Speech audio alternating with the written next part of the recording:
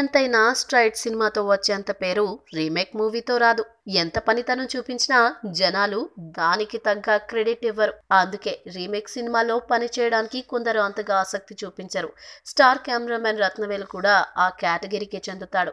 అతను Chiranjeevi reentry movie ఖైదీ number 150లో పని చేయడానికి అంతగా ఇష్టపడలేదట. అయితే చిరంజీవి సినిమా అన్న ఒకే ఒక్క కారణంతో దీనికి పని చేసినట్లు తాజాగా ఒక ఇంటర్వ్యూలో వ్యాఖ్యానించాడు రత్నవేలు. తనకు రీమేక్ సినిమాల్లో పనిచేసే విషయంలో ఎంత మాత్రం ఆసక్తి లేదని, ఇందులో మన ముద్రంతా చూపించడానికి అవకాశం ఉండదని, అయితే చిరంజీవి కోసం అడిగారని ఆ అవకాశాన్ని కాదనలేకపోయానని రత్నవేలు తెలిపాడు.